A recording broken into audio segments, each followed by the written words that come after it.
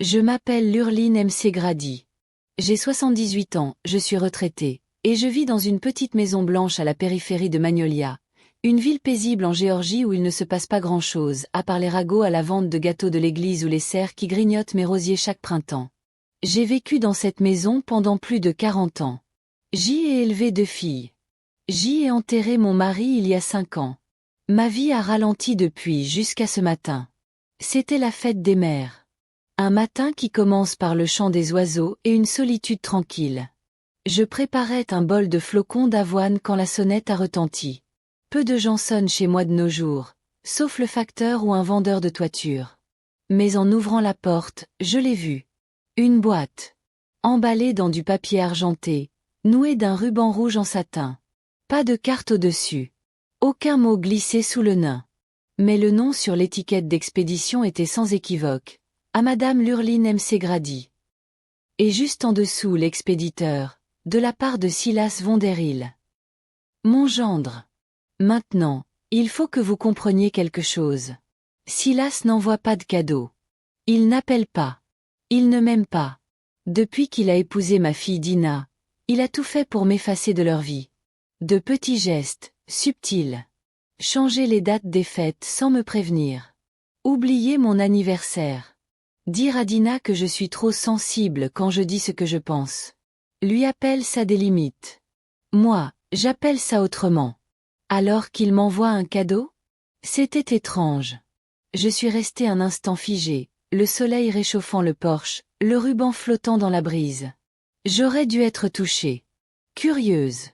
Reconnaissante, peut-être. Au lieu de cela, un frisson m'a parcouru la colonne vertébrale. Avant que je ne ramène la boîte à l'intérieur, mon téléphone a sonné. C'était Maybelline, mon amie la plus ancienne, depuis qu'on était adolescente et qu'on buvait du thé glacé en cachette dans la tribune de la chorale. Elle vit à 3 pâtés de maison et m'apporte encore du coblé aux pêches quand elle sait que j'ai une journée difficile. Je pensais qu'elle appelait simplement pour me souhaiter une bonne fête des mères. Mais sa voix était tendue. Urgente. Lurline, dit-elle, n'ouvre pas cette boîte. Je suis restée figée. Ma main était déjà sur le ruban. Quoi? Promets-moi, dit-elle. Ne l'ouvre pas avant que je sois là. Maybelline, de quoi tu parles? Je t'expliquerai tout. J'arrive tout de suite. Et elle a raccroché. Je suis restée sur le porche en robe de chambre, les oiseaux chantant toujours, mon flocon d'avoine oublié. Une main sur un cadeau mystérieux. L'autre serrant un téléphone devenu soudainement une alarme. Qu'est-ce qui pouvait bien se trouver dans un cadeau de fête des mères qui faisait peur à Maybelline? Et pourquoi Silas, l'homme qui avait un jour dit à Dina que j'étais trop vieille pour être prise au sérieux, m'enverrait-il quoi que ce soit? J'ai ramené la boîte à l'intérieur, l'ai posée doucement sur la table de la cuisine et me suis assise face à elle, comme si je faisais face à un serpent endormi. 10 minutes sont passées. Puis 20. La maison est restée silencieuse, à part le tic-tac de l'horloge murale au-dessus du frigo. Je n'ai pas touché au ruban. Quand Maybelline est enfin arrivée, essoufflée et les yeux écarquillés, elle n'a même pas frappé. Elle a fait irruption comme une tempête. Je l'ai vue, dit-elle en désignant la boîte. C'est bien celle-là, non? J'ai hoché la tête. Tu me fais peur, mais... Elle s'est assise et m'a regardé droit dans les yeux. Tu te souviens de l'enquêteur privé que j'ai engagé l'année dernière? Celui que je t'ai mentionné quand je soupçonnais mon neveu de me voler? J'ai acquiescé lentement. Eh bien, dit-elle, il avait raison. Et pendant qu'il enquêtait sur mon neveu, il a découvert quelque chose d'autre. Quelque chose sur Silas. Mon estomac s'est noué. Elle a sorti une enveloppe épaisse de son sac. Des photos. Des documents. Un dossier. Je regardais la boîte. Puis elle. Maybelline, dis-je, la voix tremblante, qu'est-ce que Silas a fait? Elle n'a pas répondu tout de suite. Elle a fait glisser l'enveloppe vers moi et a murmuré. Ce n'est pas un cadeau, Lurline. C'est un avertissement. Maybelline a toujours eu le goût du drame, le genre de femme à dire des choses comme « tu peux me croire sur parole » ou « ce type me file des frissons ». Mais ce jour-là, il n'y avait pas de théâtre dans ses yeux. Juste de la peur. Je suis restée assise à la table de la cuisine pendant qu'elle étalait le contenu de l'enveloppe. Il y avait des photos de surveillance, des impressions de mai, et une brochure brillante pour un établissement de soins de luxe. Le centre s'appelait The Camellia Hills, et je n'en avais jamais entendu parler. Maybelline a tapoté la brochure du bout de son ongle rose. C'est là que Silas a essayé de faire interner sa propre grand-mère l'année dernière. Contre son gré. Elle avait un fonds en fiducie, $250 000. Elle est toujours portée disparue, Lurline. Ma bouche est devenue sèche. Qu'est-ce que tu racontes? Elle m'a tendu un des emails imprimés. Lisa. C'était un échange entre Silas et un certain docteur Reuben Blackwell. L'objet du mail. Évaluation du déclin cognitif urge. La date remontait à 3 semaines. Et le message m'a glacé. 6 juin le formulaire a signé, Dr Blackwell. Dès que les papiers de déficience cognitive seront prêts, je m'occupe du reste. Ma belle-mère ne saura même pas ce qui l'a frappé. Je l'ai relu. Puis encore. Chaque mot m'a coupé un peu plus profondément. Il essaie de te faire passer pour incompétente, dit Maybelline. Pour pouvoir mettre la main sur ta maison, ton compte retraite, ta pension. Tu es une cible, Lurline. Il pense que tu es seule. Que personne ne dira rien. Mes oreilles bourdonnaient. Je tenais ma poitrine comme pour calmer mon cœur. Mais Dina ne laisserait jamais faire ça. Maybelline m'a regardé droit dans les yeux. Ta fille ne sait même pas ce qu'il fabrique, chérie. Elle bosse tout le temps. Elle lui fait confiance. Ce type est charmant à l'extérieur, et pourri à l'intérieur. Je regardais la boîte à nouveau. Elle semblait soudain plus lourde. Plus dangereuse. Je me suis levée, suis allée jusqu'à l'évier, et j'ai ouvert le robinet juste pour couvrir le bruit de mon cœur. Alors, qu'est-ce qu'on fait?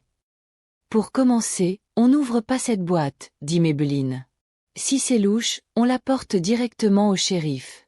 Ensuite, elle a regardé autour de ma cuisine, les petits rideaux jaunes, la broderie avec un verset des proverbes, les figurines de colibri que je collectionne depuis 1982. T'es pas aussi seule qu'il le pense. Les jours suivants ont défilé dans le brouillard. Je dormais à peine. J'ai rangé la boîte dans le garde-manger, enveloppée dans une serviette, et posée tout en haut. Loin de mes mains. Loin de mes doutes. Maybelline est venue chaque jour. Elle apportait du coblé. Et du spray au poivre. Et des nouvelles. L'enquêteur, un homme vif du nom de Boyd, avait retracé ce fameux docteur jusqu'à une série de femmes âgées soi-disant atteintes de démence. Des femmes ensuite envoyées dans des établissements privés. Des femmes qui signaient des papiers, puis qui n'avaient plus aucun souvenir de l'avoir fait. L'une d'elles, Dorothea Stroud, habitait à seulement 3 villes de là. Disparue. Maison vendue. Compte vidé. Sa nièce jurait que la signature sur les documents n'était pas la sienne. Même médecin. Même notaire.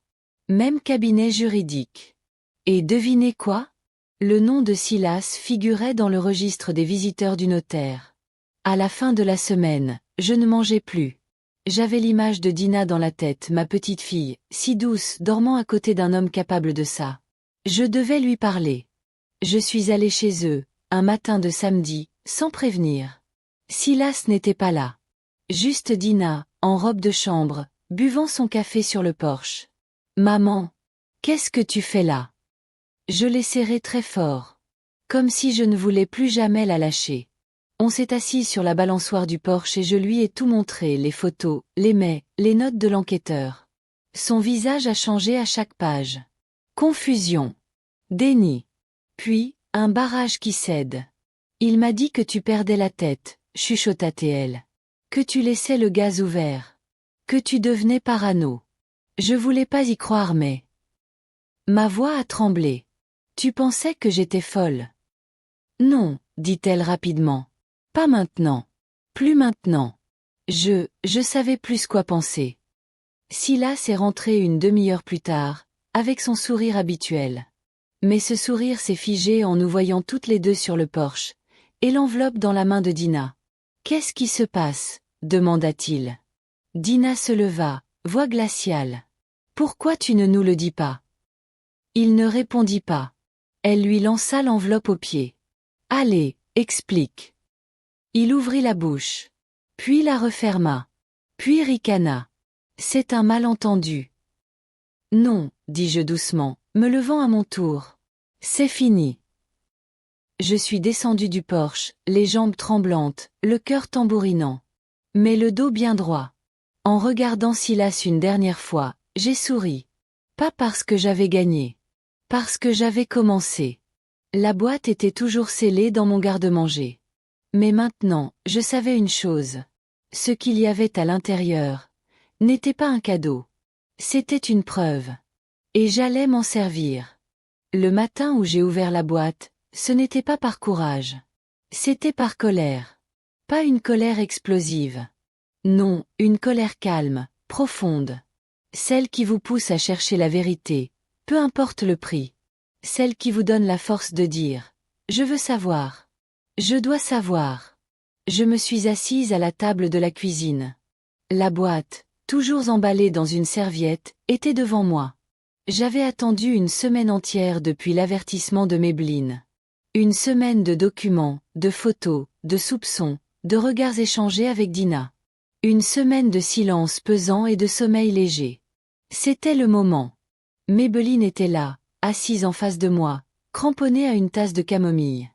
Boyd, l'enquêteur privé, se tenait adossé au comptoir, silencieux. C'est moi qui avais demandé sa présence. Si quelque chose clochait dans ce colis, je voulais un témoin. J'ai commencé par le ruban rouge. Il s'est défait en silence. Puis le papier argenté lisse, élégant, bien plié. En dessous, une boîte en carton blanc, ordinaire, scellée par du ruban adhésif. Je l'ai ouverte doucement. À l'intérieur, il y avait quelque chose enveloppé dans du papier bulle. Je l'ai sorti, lentement. Un journal. En cuir noir, au bord doré. Mes initiales en lettres dorées, LM. Je me suis figée. C'est à moi.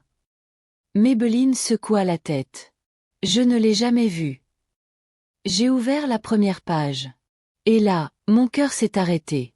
C'était écrit dans mon écriture. Mais je n'avais jamais rédigé ces mots. Les entrées étaient datées de plusieurs mois. De prime abord, cela ressemblait à un simple journal intime. Mais très vite, quelque chose m'a paru faux. J'ai tourné les pages. Et plus je lisais, plus l'angoisse montait.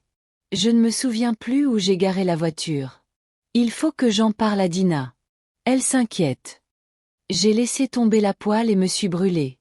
J'ai honte d'en parler. Moment de confusion aujourd'hui, je ne savais plus quel jour on était. Je crois que quelqu'un m'épie. Mais peut-être que je deviens folle. Chaque note dressait le portrait d'une femme qui perdait la tête. Une femme confuse, vulnérable. Une histoire. Une fausse histoire. Écrite dans mon style, avec mes expressions, mes habitudes de langage. Mais ce n'était pas moi. Pas du tout. Je suis encore lucide. Je fais mes comptes à la main. Je note tout sur un agenda. Ce journal n'était pas un souvenir. C'était une arme. Je levai les yeux, la gorge serrée. C'est Silas. Boyd hocha la tête. Il a payé quelqu'un pour imiter ton écriture. On a retrouvé le nom d'une graphologue qu'il a déjà utilisé dans d'autres cas. Elle a aussi falsifié des documents de procuration dans le comté voisin. Je passai mes doigts sur les pages comme si elles pouvaient me brûler. Et ce journal, c'est quoi? Une preuve contre moi? Maybelline me regarda avec douleur. Il construisait un dossier. Pour faire croire au juge que tu déclinais. Boyd ajouta. Si tu avais ouvert cette boîte seule, si quelqu'un prouvait que tu l'avais acceptée comme vraie, cela aurait pu suffire à t'interner. Je regardai à nouveau le journal. Et là, à la toute dernière page, se trouvait une enveloppe pliée. À l'intérieur, un contrat d'admission. Titré. Accord DEPE accent aigu admission. Camellia Hills Memory Care Facility. Mon nom. Mon adresse. Ma date de naissance. Tout était exact. Ce journal devait me faire passer pour sénile. Le contrat, lui, devait m'enfermer. Je suis restée sans voix. Mais je n'avais plus peur. J'étais déterminée. Je me suis levée, et pris le journal ainsi que le faux contrat, et suis allée chercher une vieille boîte dans mon coffre d'espoir. Elle contenait mes vrais journaux intimes. Des années de confidence. Tous en encre bleue, tous datés, tous authentiques. J'ai posé l'un d'eux à côté du faux. La différence sautait aux yeux. Les courbes. L'espacement. La pression du stylo. Maybelline comprit aussitôt. Tu vas l'exposer. Boyd hocha la tête. Et on va t'aider. Le plan a pris forme cette nuit-là. Nous n'allions pas l'affronter de front. Pas tout de suite. Il fallait qu'il pense qu'il avait encore le contrôle. Qu'il avance ses pions. Pendant ce temps, Boyd rassemblait des témoignages. Maybelline m'aidait à numériser tous mes journaux intimes. Et j'ai contacté l'avocat de mon défunt mari, Monsieur Brewster. Quand il a entendu toute l'histoire, il a proposé ses services gratuitement. Et Dina? Elle a dormi dans la chambre d'amis. Elle n'était pas encore prête à le quitter. Mais elle voyait enfin. Et quand elle a discrètement copié tous les documents financiers de Silas sur une clé USB et l'a donné à Boyd, j'ai su qu'elle revenait vers moi. Puis, un matin, Boyd est arrivé avec un sourire discret. On a la dernière pièce, dit-il. La graphologue a avoué. Elle a signé une déposition. Il m'a tendu un dossier. Tu es prête? Je regardais la boîte vide sur le comptoir. Elle ne contenait plus rien. Et pourtant, elle contenait tout. Je me tournai vers Boyd. On va le faire tomber. Nous avons décidé que la confrontation devait se faire sur son terrain. Là où Silas se sentait maître du jeu. Ça voulait dire, dîner chez lui et Dina. Un dimanche soir. Comme avant. Sauf que cette fois, il n'y aurait pas de sourire forcé, ni de remarques déguisées. Cette fois, c'est moi qui allais l'observer. Tout était prêt. Boyd serait garé devant, micro en main. Maybelline attendrait près de ma voiture, téléphone chargé. Maître Brewster, mon avocat, avait préparé les documents pour une injonction. Et Dina? C'était notre atout le plus précieux.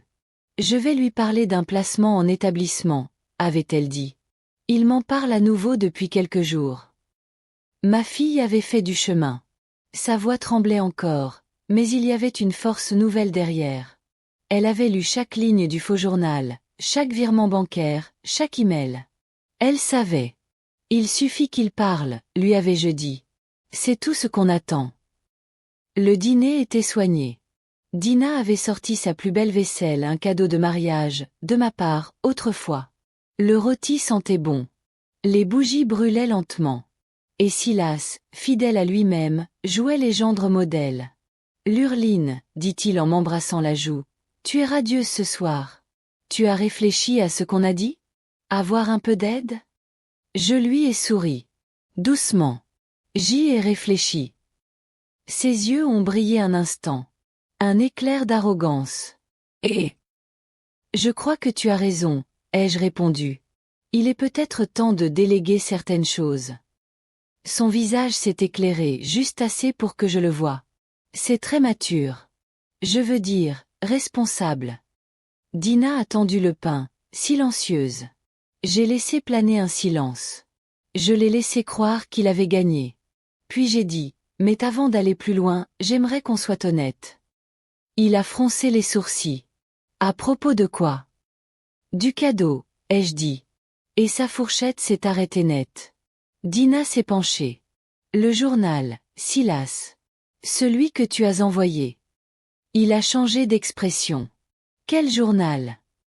J'ai incliné la tête. Celui écrit dans mon style, mais que je n'ai jamais rédigé. Silas a esquissé un petit sourire. Je ne vois pas de quoi tu parles. Tu l'as fait forger, ai-je dit calmement. Tu as payé quelqu'un pour imiter mon écriture. Tu voulais me faire passer pour sénile, m'envoyer à Camellia Hills, et prendre le contrôle de mes biens. Il a éclaté de rire. C'est absurde. Dina s'est levée. Non, c'est vrai. On a les emails. Les virements. Et ta voix, Silas. Il a haussé les sourcils. Ma voix. Boyd est entré par la porte d'entrée. Silencieux comme un chat. Il a sorti un petit appareil, puis a appuyé sur lecture. Et là, dans toute la pièce, la voix de Silas a résonné. Une fois le journal entre ses mains, tout suivra. Le médecin est prêt. J'ai déjà visité l'aile mémoire. Elle ne verra rien venir. Silas est devenu livide. Vous m'avez enregistré? C'est illégal. Boyd a souri. Dans cet état, l'enregistrement est autorisé si une seule partie donne son accord. Et Dina l'a donné. Silas s'est levé, le visage déformé. Vous n'avez aucune preuve d'intention. Vous n'avez pas de dossier. Et là, j'ai sorti mon arme.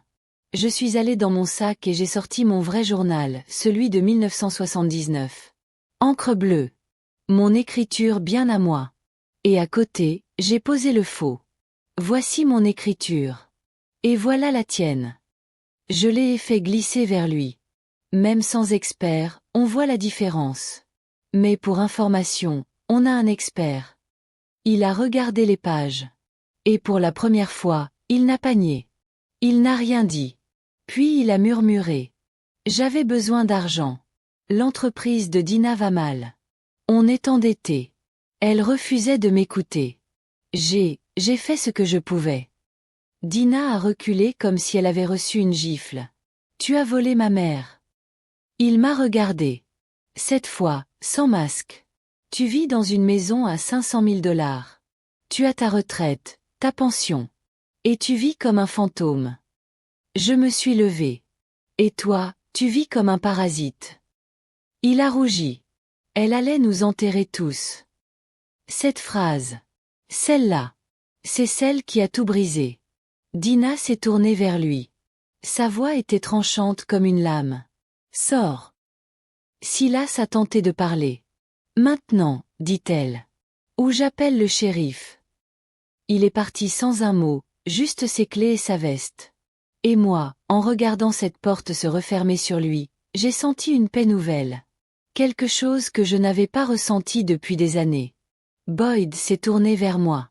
Tu es prête pour la suite? J'ai hoché la tête. On lance les poursuites. Le soleil n'était pas encore levé quand mon nom figurait déjà sur 3 bureaux du palais de justice du comté. Maître Brewster avait déposé la plainte officielle. Fraude, faux en écriture, tentative d'abus sur personne âgée, et usage de documents médicaux falsifiés pour obtenir la tutelle d'un adulte. Une liste longue comme le bras, mais chaque mot était vrai. Les pièces jointes? L'enregistrement de Boyd, l'analyse graphologique, le faux contrat de soins, les témoignages. Et celui de Dina, écrit à la main, bouleversant. Le dossier était solide. Un mur de preuves. Je me tenais dans le cabinet de Maître Brewster, vêtu de mon manteau bleu marine du dimanche, les mains croisées sur les genoux. Maybelline était à mes côtés, comme toujours, avec un panier de muffins à la cannelle pour adoucir l'instant. Cette femme avait été mon épée et mon bouclier. Dina était là aussi. Silencieuse. Fatiguée. Son regard semblait flotter quelque part entre la trahison et le deuil. Je ne l'ai pas bousculée. Guérir d'un mensonge prend du temps, surtout quand on a partagé son lit avec lui. Le juge examinera la plainte aujourd'hui, annonça Maître Brewster. On demande une ordonnance de protection, le gel des avoirs liés à votre nom, et la convocation de Silas devant le tribunal. Et le journal? Demandai-je. Dans les mains du procureur. Et bientôt, sur les chaînes d'infos locales. Je n'en avais que faire de la télévision. Moi, je voulais la justice. Et que ce fichu nom Camellia Hills disparaisse à jamais, sauf dans les rapports d'enquête fédéraux. Le mardi, Silas avait été officiellement convoqué. Et le mercredi, tout a éclaté. Une camionnette de la chaîne Channel 9 s'est garée devant chez moi. Une journaliste du nom de Johnny Asquin a frappé doucement à ma porte. Courtoise, mais tenace. Quelqu'un du tribunal lui avait soufflé un nom, la dame de la boîte. Je n'étais pas prête à parler. Pas encore. Mais Dina, elle, l'était. Avec l'accord de Boyd, elle a pris la parole face caméra. Sa voix tremblait. Elle se tordait les doigts. Mais elle a dit la vérité. Mon mari a essayé d'effacer ma mère. Il a fabriqué un faux journal pour la faire passer pour sénile. Il voulait la placer pour récupérer sa maison, ses comptes. Je n'ai rien vu. Et maintenant, je veux que chaque fille l'adore regarde de plus près. Le clip est devenu viral avant minuit. Les appels ont afflué. Des femmes, de tout le pays. Certaines racontaient des histoires similaires. D'autres voulaient juste dire « On vous croit ». Certaines avaient vu leur mère être volée, isolée, trahie, par leur propre gendre, neveu, cousin. Et toujours avec des papiers en règle. On n'était plus seul. Le bureau du shérif m'a contacté. Ils avaient rouvert le dossier Dorothea Stroud, la femme âgée liée au nom de Silas. Sa nièce, Tamika, a roulé pendant 3 heures pour me rencontrer. 33 ans, bottes de combat, larmes aux joues. Elle m'a prise dans ses bras comme si j'étais sa propre famille. Vous avez fait ce qu'aucune de nous n'avait réussi à faire, a-t-elle dit.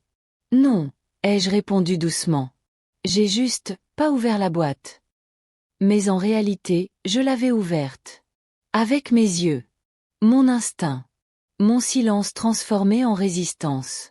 Dans les jours qui ont suivi, Magnolia a changé d'atmosphère. Certains ne savaient pas quoi dire. D'autres chuchotaient dans les allées du supermarché.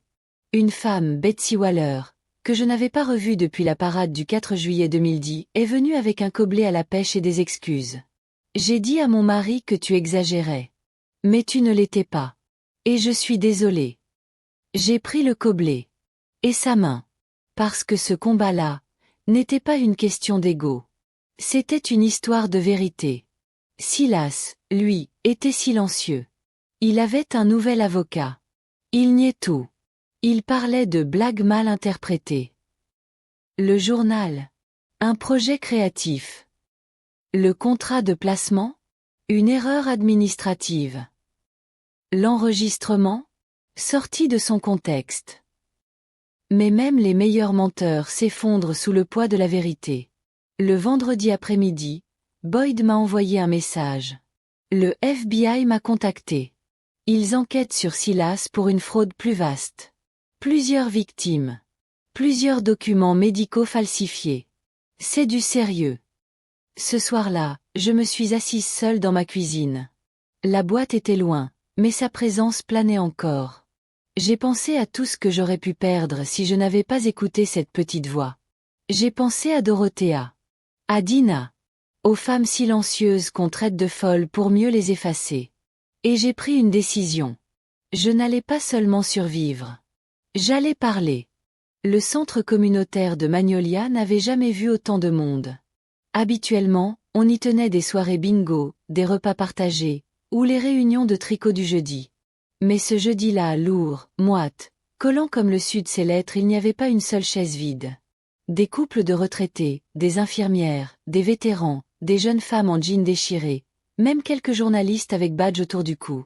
Tous réunis dans le silence. Ils n'étaient pas là pour jouer. Ils étaient là parce que quelque chose avait été mis au jour. Pas seulement un scandale. Pas seulement une boîte. Mais une vérité partagée. Un mal qu'on avait trop longtemps balayé sous le tapis. Et moi, j'étais prête. Le maire avait proposé de me présenter. Le pasteur local aussi. Mais j'avais refusé. Pas de discours poli. Pas de préambule. Ce que j'avais à dire, je le dirais avec ma propre voix. Claire. Franche. Et trempée dans la vérité. Je suis montée seule sur l'estrade. Robe bleu foncé. Cheveux attachés. Aucune fioriture. Juste moi, Lurline MC Grady, 78 ans, jadis reine des Lemon Bars au comité d'école, et désormais symbole d'un combat bien plus grand. Le micro a grésillé. Puis le silence. Je veux commencer par dire que ce n'est pas seulement mon histoire. Ma voix était stable. C'est l'histoire de ce qui peut arriver quand on devient invisible aux yeux des autres. Quand un homme charmant, rusé, et dangereux peut vous tendre un cadeau avec un ruban rouge et attendre que vous signiez votre propre disparition. Les têtes ont hoché. Quelques murmures. Mais pas un seul téléphone ne vibrait. Mon gendre a forgé un journal en imitant mon écriture. Il a voulu me faire passer pour sénile. Il a préparé des papiers pour me faire interner, pendant que lui gérait mes comptes, ma maison, ma vie. Des souffles se sont coupés. Des poings se sont serrés. Ce qui l'a arrêté, ce n'était pas l'argent. Ni la justice. C'était plus simple. Une amie qui a écouté son instinct. Une fille qui a ouvert les yeux. Et un journal que je gardais depuis mes 21 ans. Je levai un carnet noir dans ma main. Ce journal-là, c'est le vrai. L'autre, c'était une fiction. Une arme. Mais la vérité, ne s'efface pas si facilement. L'applaudissement est parti du fond de la salle. Lentement. Puis fort. Puis tous ensemble. Et j'ai continué. J'ai reçu ce cadeau le jour de la fête des mères. Et j'ai failli l'ouvrir. Si je l'avais fait, je ne serais peut-être plus ici aujourd'hui.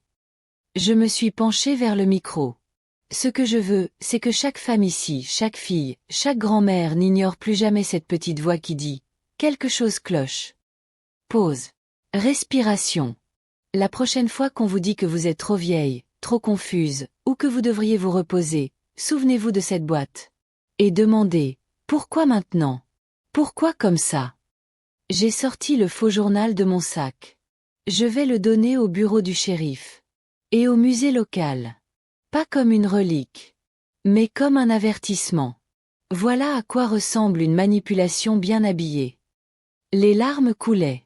Des femmes serraient la main de leur mère. Des jeunes regardaient leur grand-mère comme si elle venait de la découvrir pour la première fois. Dina était au premier rang. Silencieuse. Mais droite. Et dans ses yeux, il y avait quelque chose que je n'avais pas vu depuis longtemps. De la fierté. Ce soir-là, le conseil municipal a voté à l'unanimité la création d'un comité de protection des aînés. Maybelline a levé la main la première pour s'inscrire. Le maire m'a demandé si je voulais en être la présidente. J'ai dit oui. Le lendemain, sur mon porche, j'ai relu une lettre reçue de Floride. Elle venait de la sœur de Dorothea Stroud. J'ai vu votre témoignage aux infos. Je n'aurais jamais cru qu'on nous croirait un jour. Merci d'avoir allumé une lumière là où d'autres fermaient les yeux. Je l'ai rangé dans mon tiroir à souvenirs, à côté du dossier intitulé « Affaire journal falsifié ». Mais en vérité, la plus grande victoire n'était pas dans un dossier.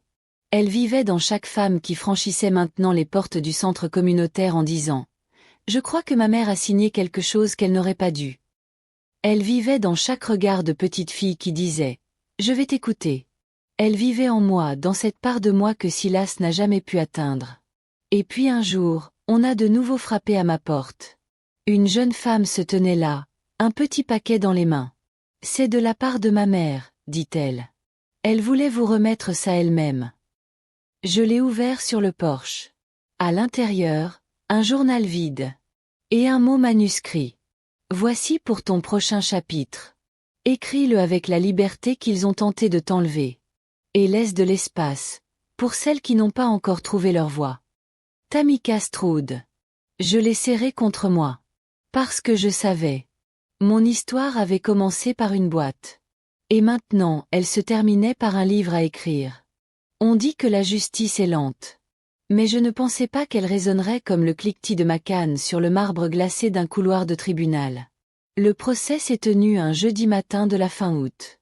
L'air était épais, humide, écrasant comme une couverture mouillée. Et la salle d'audience ? Pleine à craquer. Des journalistes. Des retraités. Des infirmières.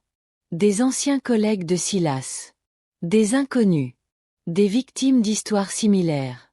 Tous venus pour le voir tomber. Silas est entré avec un nouvel avocat. Il ne portait plus son alliance. Dina avait officiellement demandé le divorce une semaine plus tôt. Il avait maigri. Les joues creusées. Le regard éteint. Un homme vidé de ses illusions, ne sachant plus jouer son rôle. J'ai été appelée à la barre la première. Je n'ai pas précipité mes pas. Pas par faiblesse. Mais parce que chaque pas que je faisais jusqu'à cette chaise, je le faisais pour qu'il entende que je n'étais pas finie. Le procureur m'a demandé de raconter. J'ai reçu une boîte, ai-je dit. Emballée avec soin. Un ruban rouge. À l'intérieur, un journal falsifié imitant mon écriture, censé faire croire que je perdais la tête. La salle a retenu son souffle. Et avez-vous reconnu l'écriture comme étant fausse? Pas tout de suite. Mais mon ami l'a fait. Et ça m'a sauvé. Le vrai journal a été montré. Puis le faux. Les jurés ont tendu le cou. Même le juge s'est penché. Dina a témoigné ensuite. Et là, la salle a pleuré. Mon mari m'a dit que ma mère devenait paranoïaque, dit-elle. Que c'était dangereux pour elle de vivre seule. Je l'ai cru. Mais il mentait. Il préparait sa disparition. Et moi, Je ne regardais pas. Sa voix a tremblé. Mais pas elle.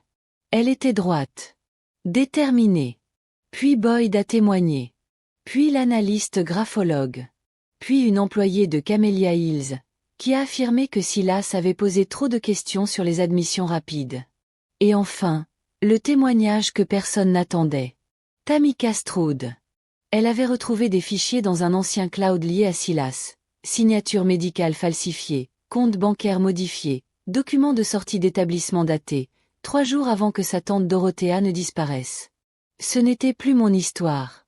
C'était un réseau. Silas a pâli. Son avocat a tenté de protester. Le juge a levé la main. À la fin du 3e jour, le jury a délibéré, 90 minutes. Coupable. Abus sur personnes vulnérables. Falsification de documents médicaux. Fraude. Tentative d'usurpation d'identité. Le juge a refusé la liberté sous caution. Sentence reportée au mois suivant. 11 ans de prison. Minimum 8 fermes. Quand on l'a menotté, Silas m'a regardé. Pas avec haine. Avec incompréhension. Comme s'il se demandait toujours comment une grand-mère tranquille, qui faisait des confitures à la pêche, avait pu faire tomber tout son plan. Je ne l'ai pas regardé avec triomphe. Je lui ai simplement soufflé. Tu aurais dû m'envoyer des fleurs. Les semaines suivantes furent calmes. Le vide qu'il avait laissé n'était pas douloureux. Il était libérateur. Dina vivait temporairement chez moi, le temps de trouver un appartement. Elle repeignait la chambre d'amis, m'aidait à classer mes vieux papiers. On parlait. Pour de vrai. Pas par devoir. Et puis un matin, une lettre m'attendait sur le porche. Tamika, encore. J'ai raconté votre histoire à ma sœur. Ma grand-mère aussi a été isolée par un homme de notre famille. Cette fois, on ne va pas se taire. Je l'ai rangé dans mon tiroir, à côté du dossier justice obtenue. Affaire Vonderil. Et j'ai compris. Ce combat ne s'était pas terminé au tribunal. Il ne faisait que commencer. Puis un jour, quelqu'un a frappé à la porte. Encore. Une jeune femme, cheveux frisés, sourire timide. C'est ma mère qui m'envoie. Elle voulait vous remettre ça en main propre. Un petit paquet, soigneusement emballé. Je l'ai ouvert sur le perron. Un journal vide. À l'intérieur, un mot manuscrit. Celui-ci, c'est pour ton histoire à venir. Qu'elle soit libre, puissante, et transmise à celles qui en auront besoin. Tamika. Je l'ai serré contre moi. Parce que je savais. Ma guerre avait commencé avec un cadeau piégé. Et elle se poursuivait avec un carnet à remplir. Je n'ai jamais rouvert la boîte d'origine. Elle est restée là un moment, rangée dans mon garde-manger, vide maintenant, vidée de son poison mais toujours lourde de souvenirs. Un après-midi, je l'ai sortie, j'ai caressé les coins pliés, puis je l'ai doucement aplatie et glissée dans ma cheminée. J'ai craqué une allumette. Le carton a brûlé lentement. Comme un passé qu'on laisse partir. Et je me suis assise, une tasse de thé à la main, regardant les cendres devenir poussière.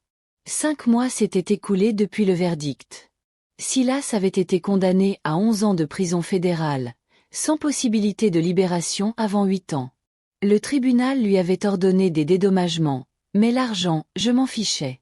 Ce que je voulais, c'était ce que j'avais regagné, ma paix. Camellia Hills. Fermé. Définitivement. Une enquête fédérale en cours. Et moi? Je vivais. Pas juste survivante. Je me suis remise à vivre. Je donnais des conférences. J'aidais à rédiger une loi contre les abus de tutelle non consentis. Le conseil municipal de Magnolia avait même renommé une aile de la bibliothèque en mon honneur. La salle Lurline MC Grady, Histoire des femmes et dignité des aînés. Mais le plus beau? C'était cette voix en moi. Celle que j'avais toujours eue, mais que je n'avais jamais élevée aussi haut. Un jour, je suis montée sur scène dans une conférence de femmes à Savannah. Salle comble. Lumière vive. Public jeune pour la plupart, mais aussi quelques dames aux cheveux argentés dans les premiers rangs. J'ai sorti le journal vide offert par Tamika. Voici ce qu'il reste quand on tente de vous effacer, et qu'on échoue. J'ai marqué une pause. On voulait me faire douter de moi-même. On voulait que je signe, que je me taise. On m'a offert une boîte avec un ruban et une fausse vie à l'intérieur. Ce qu'ils n'avaient pas prévu, c'est qu'une femme ordinaire puisse devenir inoubliable. Les applaudissements ont duré une éternité. Après le discours, une jeune femme s'est approchée. Les larmes aux yeux. Ma grand-mère est en maison de retraite. Elle dit que quelqu'un surveille ses papiers. On pensait qu'elle se faisait des idées, mais maintenant je ne suis plus sûre. Je n'ai pas parlé tout de suite. Puis j'ai arraché une page du journal vide. J'y ai inscrit mon numéro. Appelez-moi. On commencera là. Par l'écoute. Parce que voilà ce que cette histoire m'avait appris. Ce n'était plus une affaire de vengeance. Même plus seulement de justice. C'était devenu une permission. La permission de croire cette petite voix en soi. De poser des questions. De dire non. De ne pas ouvrir la boîte. À Magnolia, tout était calme à présent. Dina avait trouvé son petit chez elle. Elle venait encore dîner chaque semaine. Et nos discussions étaient vraies, profondes. Elle guérissait. Et moi aussi. Puis, un matin ensoleillé, un petit paquet m'attendait sur mon porche. Pas de papier brillant. Pas de ruban. Juste une boîte brune avec une note. Juste un cake à la banane cette fois. Aucun piège. Juste de l'amour. Dina. J'ai ri. Puis j'ai pleuré. Et j'ai mangé ce cake, tranche après tranche, avec la gratitude de celle qui a tout perdu, sauf sa voix. Aujourd'hui, alors que je termine cette dernière page, je réalise quelque chose de simple. Le cadeau que Silas voulait utiliser pour me détruire. C'est ce qui m'a redonné la vie. Parce que parfois, le plus effrayant dans une boîte, ce n'est pas ce qu'elle contient. C'est le pouvoir qu'on vous fait croire qu'elle a sur vous. Et parfois, le vrai cadeau, c'est de ne jamais l'ouvrir.